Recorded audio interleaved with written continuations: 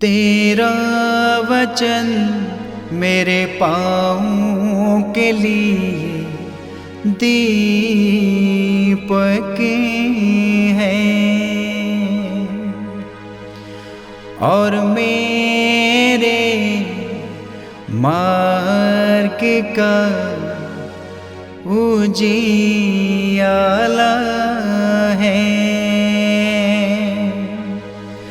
तेरा वचन मेरे पाँवों के लिए दीपक है। पहला पाठ नबी नहमिया का ग्रंथ अध्याय 8 पद संख्या 2 से 6, 8 से 10 तक। पुरोहित एजरा सभा में संहिता का ग्रंथ ले आया। सभा में पुरुष, स्त्रियां और समझ सकने वाले बालक उपस्थित थे। ये 7वें मास का पहला दिन था। उसने सवेरे से लेकर दोपहर तक जलद्वार के सामने के चौक में स्त्री पुरुषों और समझ सकने वाले बालकों को ग्रंथ पढ़कर सुनाया। सब लोग संहिता का ग्रंथ ध्यान से सुनते रहे। स्त्री इज़रा विशेष रूप से तैयार किए हुए लकड़ी के मंच पर खड़ा था। इज़रा लोगों से ऊंची जगह पर था। उसने सबों को देखने में ग्रंथ खोल दिया। जब ग्रंथ खोला गया तो सारी जनता उठ खड़ी हो गई। तब एजरा ने प्रभु महान ईश्वर का स्तुति गान किया और सब लोगों ने हाथ उठाकर उत्तर दिया, आमीन आमीन। इसके बाद वे झुक गए और मुंह के बल गिरकर उन्होंने प्रभु को दंडवत किया। एजरा ने ईश्वर की संहिता का ग्रंथ पढ़कर सुनाया, इसका अनुवाद किया और इसका अर्थ समझाया, जिससे लोग पाठ समझ सकें। इसके बाद इज़रा ने सारी जनता से कहा, यह दिन तुम्हारे प्रभु ईश्वर के लिए पवित्र है। उदास होकर मत रो, क्योंकि सब लोग संहिता का पाठ सुनकर रोते थे।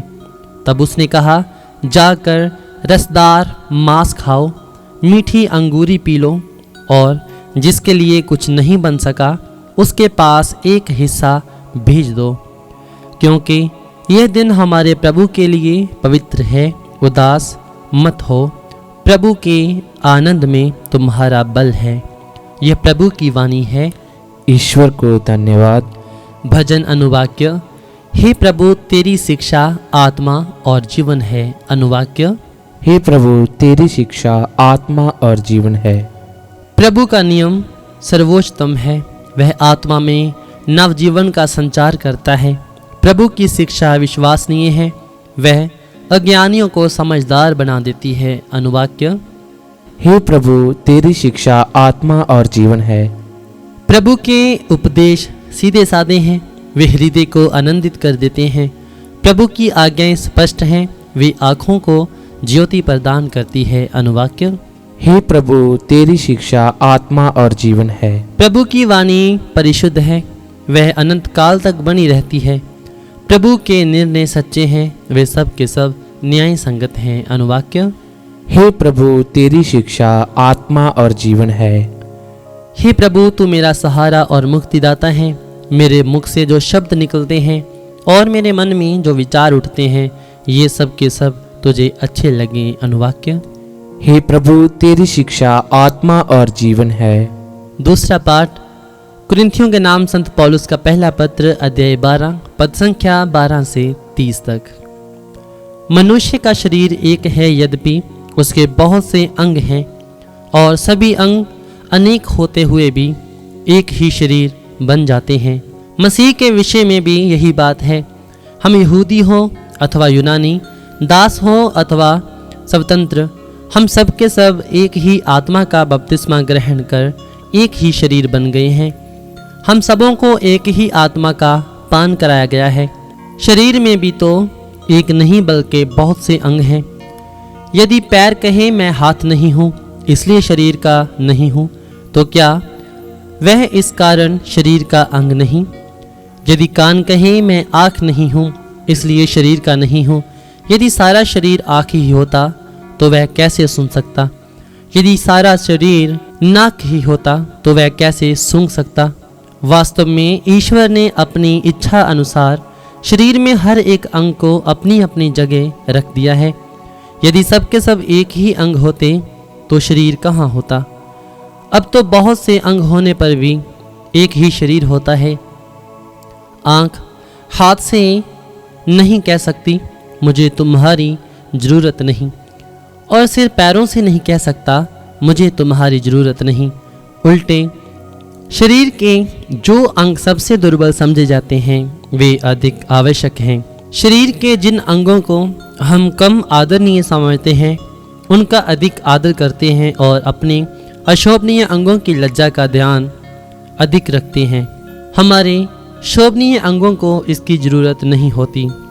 ईश्वर ने इस प्रकार शरीर का संगठन किया है कि जो अंग कम आदरणीय हैं उनका अधिक आदर किया जाए। कहीं ऐसा न हो कि शरीर में फूट उत्पन्न हो जाए, बल्कि उसके सभी अंग एक दूसरे का ध्यान रखें। यदि एक अंग को पीड़ा होती है तो उसके साथ सभी अंगों को पीड़ा होती है, और यदि एक अंग का सम्मान किया जाता है तो साथ साथ सभी अंग आनंद मनाते हैं। इसी तरह आप सब मिलकर मसीह का शरीर हैं और आप में से प्रत्येक उसका एक अंग है। ईश्वर ने कलीसिया में भिन्न भिन्न लोगों को नियुक्त किया है।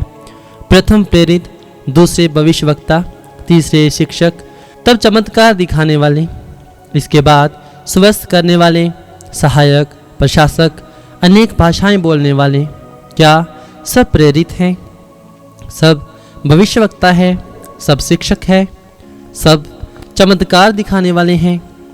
सब स्वस्थ करने वाले हैं? सब भाषाएं बोलने वाले हैं? सब व्याख्या करने वाले हैं? ये प्रभु की वाणी है। ईश्वर को धन्यवाद। जय घोष, हालेलुया। अनुवाक्य। हालेलुया। प्रभु ने मुझे दरिद्रों को सुसमाचार सुनाने और बंदियों को मुक्ति का संदेश देने भेजा है। अनुवाक्य। हालेलुया। संत लूकस रचित पवित्र सुसमाचार अध्याय 1 पद संख्या 1 से 4, 14 से 21। जो प्रारंभ से प्रत्यक्षदर्शी और सुसमाचार के सेवक थे, उनसे हमें जो परंपरा मिली है उसके आधार पर बहुतों ने हमारे बीच बीती घटनाओं का वर्णन करने का प्रयास किया है।